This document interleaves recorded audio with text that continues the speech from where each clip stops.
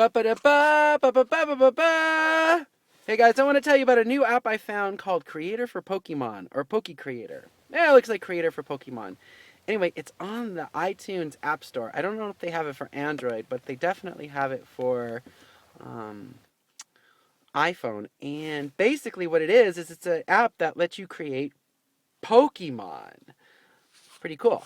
Oh, okay, let me explain this. The reason that I'm showing you this on a 3DS system, so that's going to look a little bit different on the video here than if you're using a first generation Nintendo DS system. If you're using a first generation Nintendo DS system or a Nintendo DS XL or anything prior to the 3DS, you could still do this on the app. It's not a problem. The instructions are in the app and it has different screenshots for those than you're going to see in the video here, but that's okay too. It's just if you're following along on a first generation DS and you see the screenshots that I'm using for the 3DS, you know, it might throw you off a little bit. So don't worry about that. This is just sort of an example of what you need to do to set your system up to be able to interact with the app so that you can receive the Pokemon into the DS system that you're creating. So I'm going to kind of walk you through how it goes. This is set up for, I'm doing this for a Nintendo 3DS, and if you go to your settings screen here, I'm going to kind of walk you through it. The app actually comes with instructions for everything, but this is for, I'm doing this example on a 3DS system. So you go to your system settings, and what you're going to need to do is configure your 3DS to accept the Pokemon that you create from the app. So you've got to go into your settings screen, and then you're going to have the options where you have internet settings, and you're going to click that, and that's going to open up a connection setting box, and you click that, and then you're going to go to your internet connection, and you're going to do like a new connection. And if you look at your connection settings, it's probably already connected to Wi-Fi.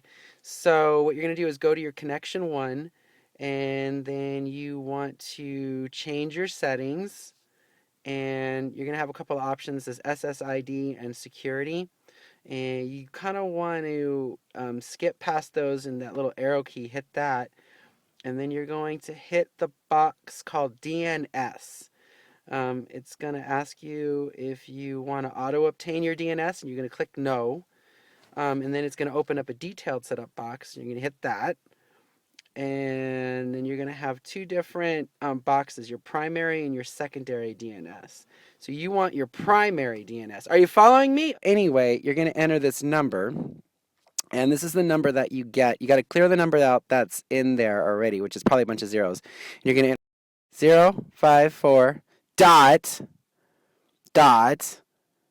225 dot 079 dot 211, and then you hit enter.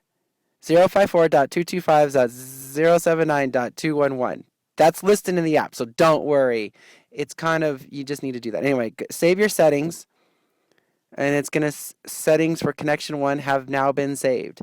So now you're going to click OK, I'm good with that, and then it's going to want to perform a connection test. Yes, test it. And it's going to make sure that it's connecting through your access point.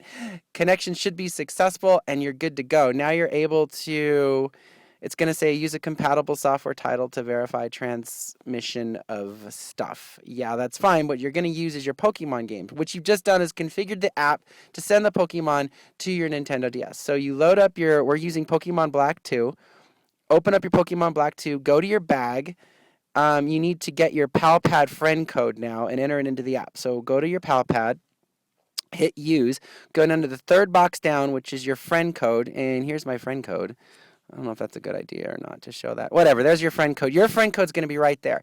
You're going to need to enter this into the app because the app's going to ask you to enter your friend code. So open the app. Remember, it's called, it's going to show up on your phone as Creator Lite. And what you want to do is find your, you got a bunch of tabs on the bottom there. It shows you how to create Pokemon and all sorts of fun stuff. But what you're going to want to find is the settings tab. Because the settings tab is going to let you enter that friend code.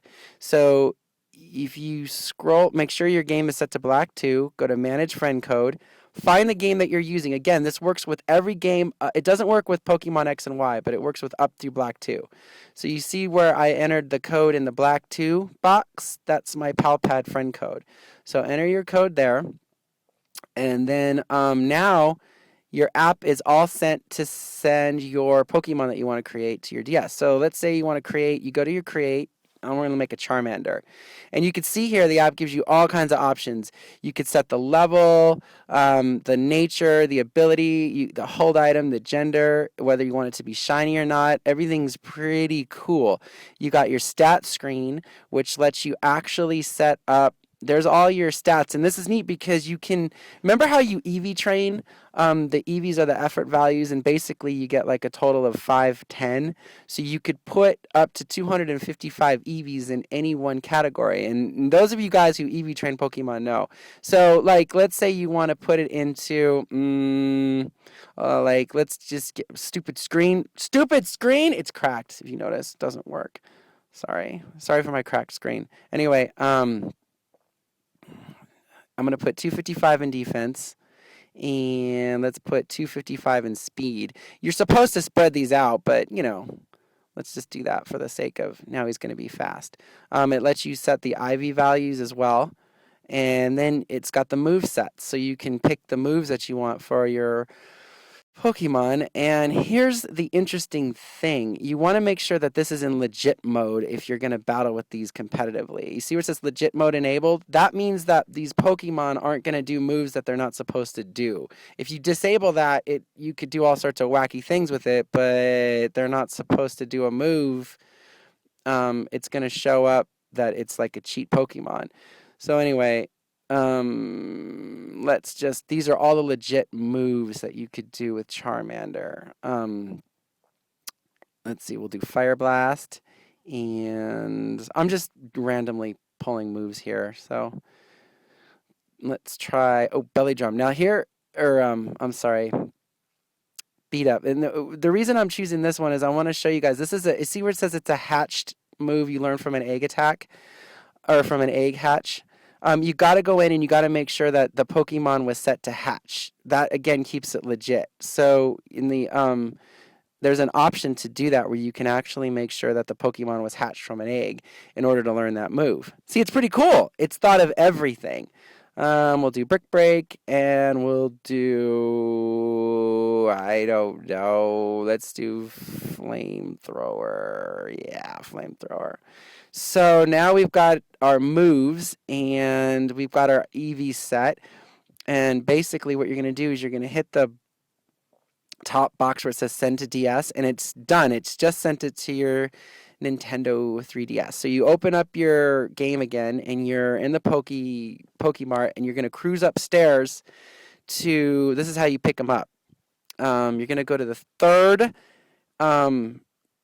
counter on the right, and it's the global terminal, and it's going to ask you if you want to use the Wi-Fi connection, and you're going to say yes, and you're going to go to global trade because this is sort of a trade type thing, and you're going to go into GTS, and yes, you want to do a trade, and it's going to say, do you want to save the game? So yes, you have to save the game, so make sure your game is in a good spot wherever you want it to be before you do this.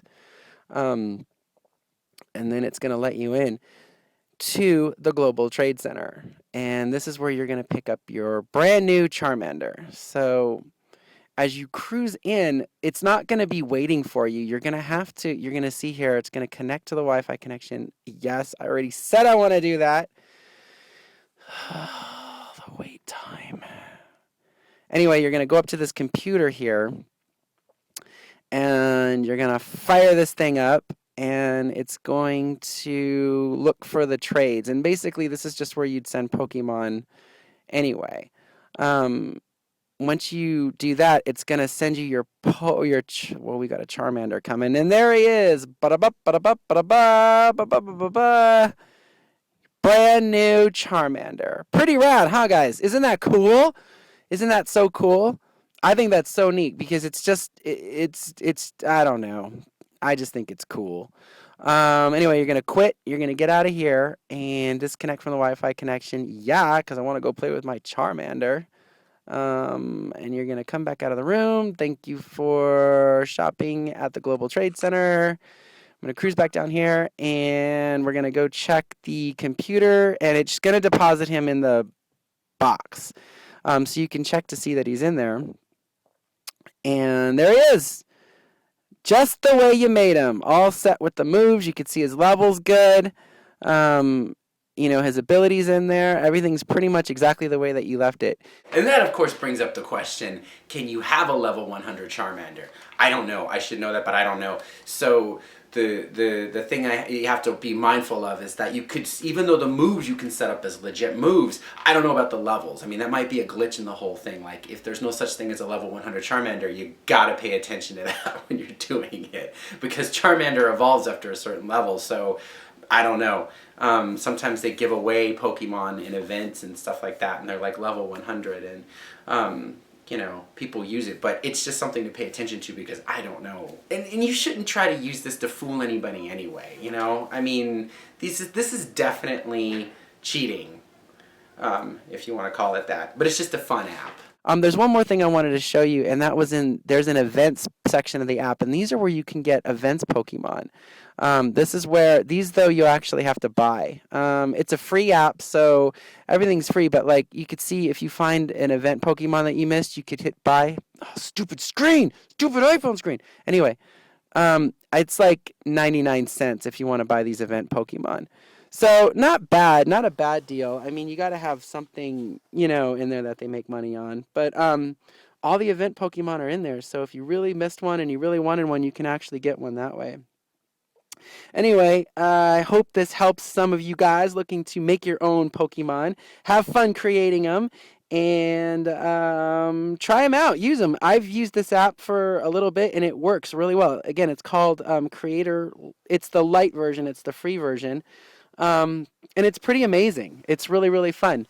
I think you guys will enjoy it. Anyway, thanks for watching all the videos, and hope this helps some of you, and we'll see you next time. Thanks, guys. Bye.